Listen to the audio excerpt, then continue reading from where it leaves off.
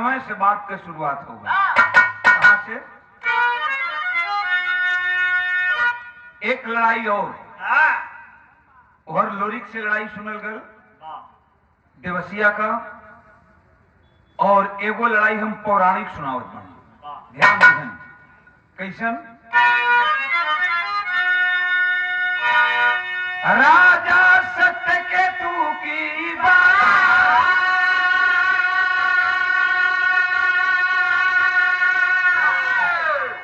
तब राजा सत्यकेतु की बात पहुंची जंगल बीच शिवाला, अहेर करता पहुंचा मंदिर गंधर्व कुमार।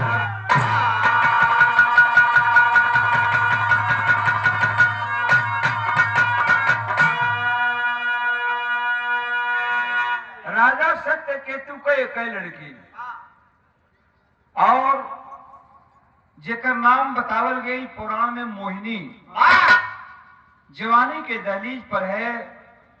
रोजाना अपने राजमहल से निकलती थी, सामने खूबसूरत मंदिर था जंगल में, उस जंगल में मंदिर में जाती थी, पूजा अर्चना करके लौट के फिर अपने राजमहल में चली आती थी। एक रोज उस लड़की के साथ ही घटना घट गई। कौन घटना घटल हो?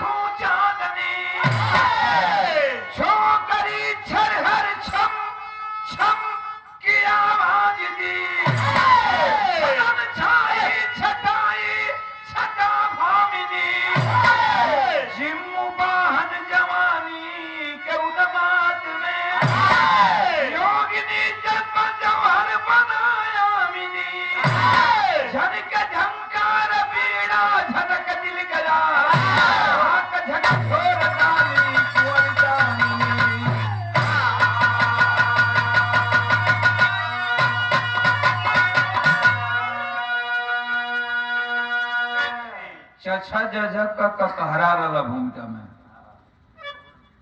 पूरा भूमिका का कहरे में रहवे करिया। तो ध्यान दिहन, अचानक घटना घटल हो। लड़की मंदिर से पूजा करके एक हाथ में पूजा का थरिया है, एक हाथ में अपना ओढ़नी के पल्लू संभारत सीढ़ी उतरत पे। तब तक गंधर्व लोक के गंधर्व कुमार, जिसका नाम बताया गया जिमुवाहन, घोड़े पर सवार होकर के शिकार खेलता हुआ वही मंदिर के बगल से रास्ता जा रहा था, तो वही रास्ता पकड़ करके घोड़ा पर सवार जा रहा था। अचानक उस लड़की पर नजर पड़ी। जवानी उधर भी है और जवानी इधर भी है। लड़की को देखा, नौजवान बर्दाश्त नहीं कर पाया, घोड़े का लगाम खींचने लगा। घोड़ा रुक गया, घोड़ा से उतरा है और घोड़ा के लगाम के एगो पेड़ के टहनी में बनले बा। एक टक लड़की के निहारत बा। क्या भगवान खूबसूरती दिया है, क्या भगवान फुर्सत में इस लड़की को बनाया है। बड़ी खूबसूरत लड़की हो। लड़का बर्दाश्त नहीं कैला से एक बात लड़की से कह दिया। तरज बाबड़ी के मास्टर और बढ़िया तरज बा का तर्ज कलाई मां हर तरह हो कि अरे ये माना मेरी जान, ये माना मेरी जान, मोहब्बत सदा है, मजा इसमें इतना मगर किस लिए है। लेकिन लड़कवा लड़किया से कहत बा कि अरे लगा तीर उर में,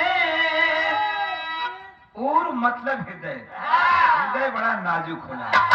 लड़का बतावत बा अरे लगा तीर उर में, हुआ दिल उजागर करना न मेरी इच्छा ना।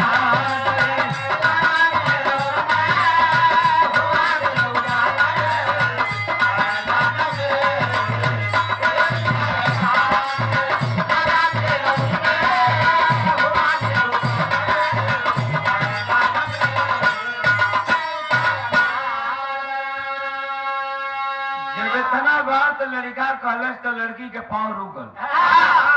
सोचती है कि कौन जनवी मुझसे कुछ कह रहा है। लड़की खड़ा हो गल, तब तक लड़का फिर बोल पड़ल बा। का कहले बा कि अरे हृदय जल रहा है, अब हृदय जल रहा है, फटता जिगर है।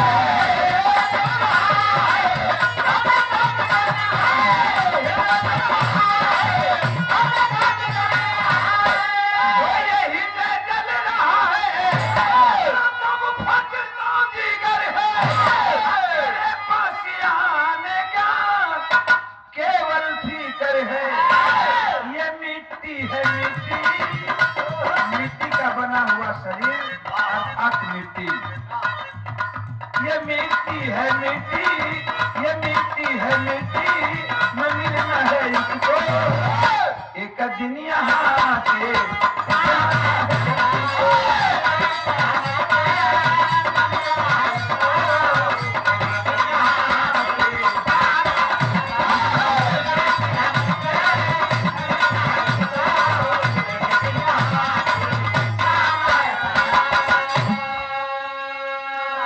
लड़किया से लड़कवा बोल पड़ल, कहा कि ये माटी का शरीर हो, आई माटी में एक दिन मिल जाए।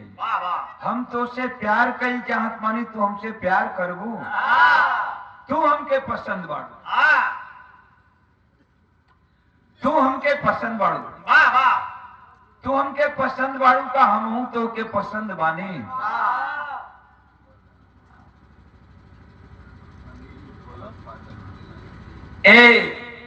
सुंदर पुष्पहार और बहुत रुपयों का 200 रुपए का पुरस्कार देकर स्वागत किए।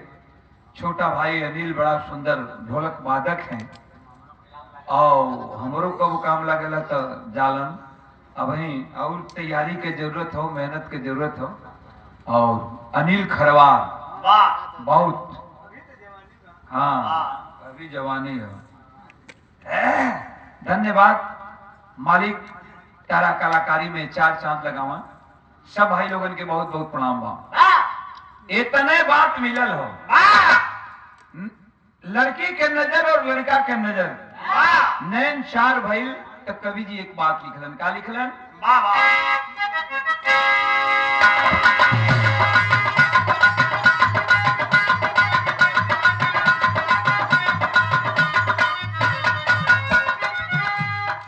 नजर पर गुलाब की भांति कराया, नजर पर गुलाब की भांति दीवाना कराई, नजर नजर नजर से मिली बालिका उठाई।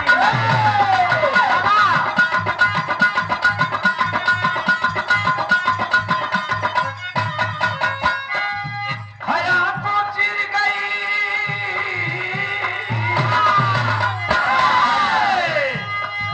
हया को चिर गई, तीर है जलाई नजर, अदा के ओट में शर्मा के मुस्काई नजर।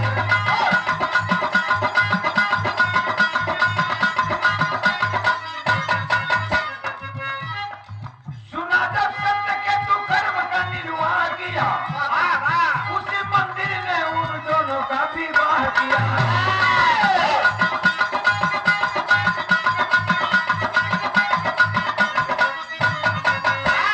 तनी बात समझ ला, एकदम कहानी साफ साफ समझ में चली है। अब वो लड़का और लड़की में जिमुवाहन में मोहिनी में प्यार हो गया। रोजाना वो पूजा करे, वो मंदिर में आवे, और लड़का घोड़ा से आवे शिकार खेले के बहाने, वही मंदिर में दोनों को मिलन हो गया। कल जला की खैर खून खांसी कुशी बैर प्रीत मद पान, रहीमन दाबे ना दबे जाने सकल जहां। धीरे धीरे हल्ला मचे लगल, गांव भर में फुसफुसाहट होके लगल कि भाई राजा सत्य केतु के लड़की मोहिनी कोनो लड़का से फंस गल। राजा सत्य केतु के उन्हीं बारे में जानकारी मिलल, अपनी बिटिया के बारे में। बेटी के बोलौला ने कहलन कि बेटी तू किसी नौजवान से प्यार करती है? अच्छा जवान बेटी से अगर कोनो बाप पूछे होकर कि तू के उसे प्यार करेली, तो काऊ लड़की बोली हो? बेटी का नजर झुक जाता है। राजा के केतु राजा सत्यकेतु बहुत समझदार था, समझ गया। कहा कि बेटी प्यार करना कोई पाप नहीं है। अरे एक इंग्लिश का वर्ड लिखा गया है कि love is God and God is love. प्यार ही ईश्वर है, ईश्वर ही प्यार है। प्यार करना कोई पाप नहीं है। मैं भी कहता हूँ कि प्यार करना कोई पाप नहीं है, लेकिन प्यार को वासना में दूषित कर देना महापाप हो जाता है। वही मंदिरे में बिटिया के ले गए और नौजवान के जिम्बाहन के बोलन आप बुला के अपने बेटी का शादी गंधर्व रीति रिवाज के अनुसार शादी को नौजवान जिम्बाहन से कह दिया। आज दुल्हन बनके मोहिनी एक बार अपने बाबू राजा सत्यकेतु के राजमहल में आई है अपने पति के साथ। एक दिन बीतल, 2 दिन, 3 दिन, 4 दिन, 5 दिन। 5 दिन बीतने पर ओ जिम्बाहन एक रोज अपने राजा सत्यकेतु ससुर से हाथ जोड़कर बोला कि पिताजी मैं आपके राजमहल में कितना दिन तक रहूंगा, मेरी दुल्हन को विदा कर दीजिए, मैं लेकर जाऊंगा। राजा सत्यकेतु भी समझ गए कि भाई बेटी पराई धन होती है, आज नहीं तो कल इसे जाना है। बिटिया के सजा धजा के सुरहो श्रृंगार बत्तीसों आभरण करा के दुल्हन बना के वो अपने दामाद जिम्बाहन के साथ लगा दिहलन। और जब लगा दिहलन तो जिम्बाहन लेके चलन है। कहाँ गेलन बाबू?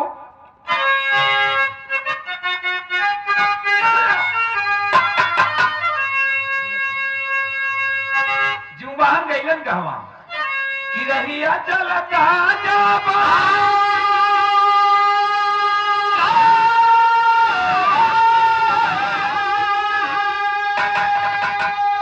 अरे गईला थोड़ी दूरिया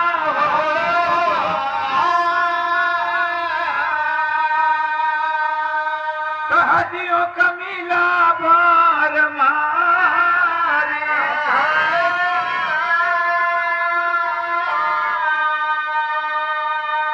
सुन सन रहिया में अब सुनल रोवैया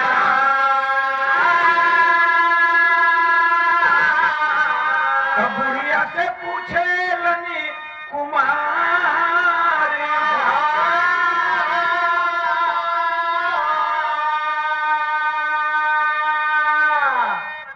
अपनी दुल्हन को जंगल का रास्ता पकड़ कर लेकर जा ही रहा था नौजवान जिम्बाहन कि अचानक उसके कान में रोने की आवाज आई किसी औरत के।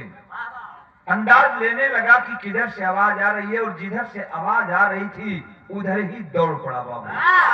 ठीक जंगल के बीचों बीच जाता है तो क्या देखता है, चारों तरफ हड्डी का ढेर लगा हुआ है। चारों तरफ हड्डी ही हड्डी है और उसी हड्डियों के बीच में बैठकर एक बुढ़िया औरत रो रही है।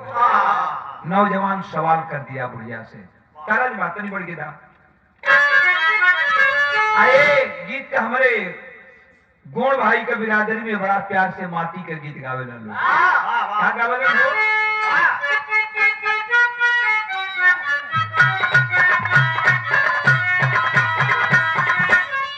हर बिरादरी का आपन आपन,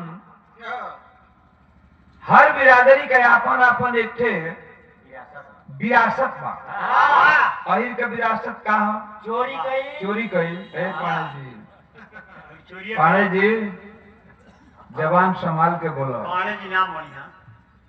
अहिर के विरासत बिरहा, चमार के विरासत संतऊ सिनरैनी, धोबी का विरासत धोबऊ, गोण का विरासत गोण भाई लोगन के दरवाजा पर कोनो शुभ काम हो जले हुड़का ना बजी तले उ लोग को शुभ ना होई। हुड़का बजे लगी, क्या बजी रमेश? हुड़का बजे लगी तनी तहू क दे तनी महू क दे तनी तहू क दे तनी महू क दे अबना मिनी की आसन पे, अबना मिनी की आसन पे गोण निकल के बाद गोण निकल के बाद गोण निकल के बाद गोण निकल के बाद